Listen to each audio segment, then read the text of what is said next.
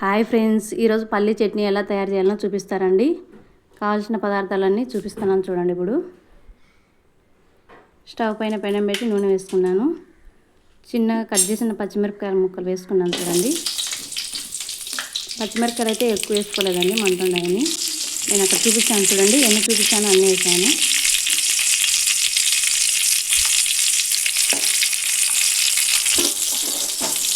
ఈ పల్లి చట్నీ దోశలోకి, ఇడ్లీలోకి బాగుంటుందండి. ఇప్పుడైతే పల్లీలు వేసాను.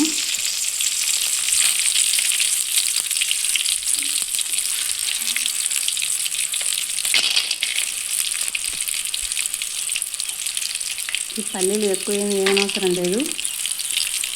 ఎక్కువ వేయాలంటే చట్నీ కలర్ చేంజ్ అయిపోతుంది.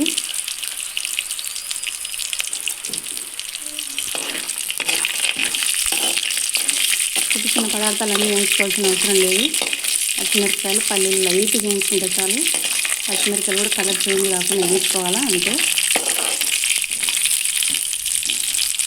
మరి ఎక్కువ వేయించామంటే బ్రౌన్ కలర్ వస్తుంది, చట్నీ అంటే తెల్లగా ఉండదు.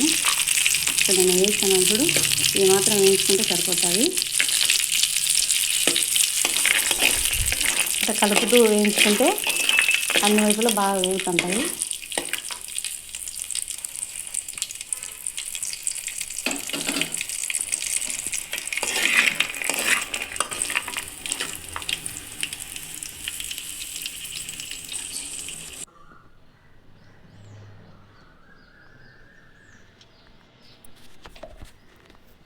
ఇప్పుడైతే వేయించుకొని పక్కన పెట్టుకునే చల్లారిలోపు మనం ఏమేమి వేసుకున్నాం చూడండి. ఎండు కొబ్బరి పొడి అయితే వేసాను నేను.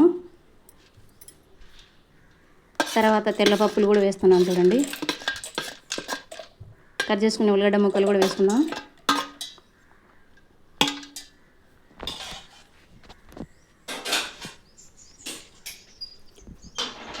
ఇప్పుడు వేచి పక్కన పెట్టుకున్నట్టు వేస్తున్నాము. చల్లగా అయితే అయిపోయాయి. మన సబ్స్క్రైబర్లు ఒకరైతే పల్లి చట్నీ చేయమని సజెస్ట్ చేశారు. చూడండి, చేసి చూపిస్తున్నాను చూడండి. మన రాయలసీమ ఫేమస్ పల్లి చట్నీ చాలా రుచిగా ఉంటుంది. ఇది ఒకసారి ట్రై చేసి చూడండి.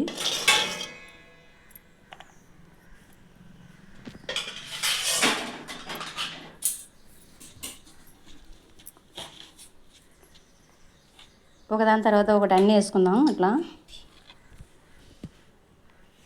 వేసుకున్న తర్వాత సరిపడంత ఉప్పు వేసుకుందాం. చూసుకున్న తర్వాత మళ్ళీ వేసుకోవచ్చు, ఎందుకంటే దోశలో, ఇడ్లీలో మనం ఉప్పు వేసుకుంటాం కదా. ఏమిలా మిక్స్ ఆడించుకోవడం. ఇప్పుడు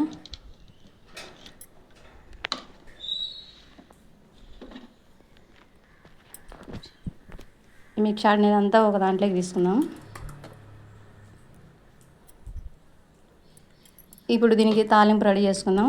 వేచి పక్కన పెట్టుకునే దాంట్లో నూనె అంతా మిగిలిపోయింది కదా, దాంట్లో జీలకర్ర, ఆవాలు, మినపప్పు వేసుకోవడమే.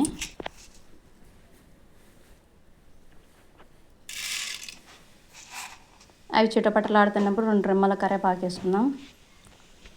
ఎండుమిరపకాయలు కూడా వేసుకోవచ్చు, నేనైతే ఈరోజు అయితే వేయలేదు. ఎండుమిరపకాయలు వేసుకుంటే చాలా బాగుంటుంది తాలింపు.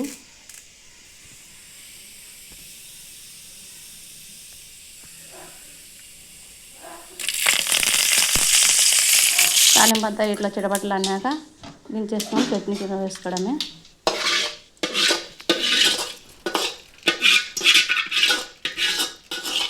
అంతే ఫ్రెండ్స్, చట్నీలు వేసి ఒక 2 సార్లు అట్లా ఇట్లా కలిపితే అయిపోయాయి ఫ్రెండ్స్. చట్నీ రెడీ అయిపోయినట్టే. నా చట్నీ మీకు నచ్చితే లైక్ చేసి కామెంట్ చేయండి.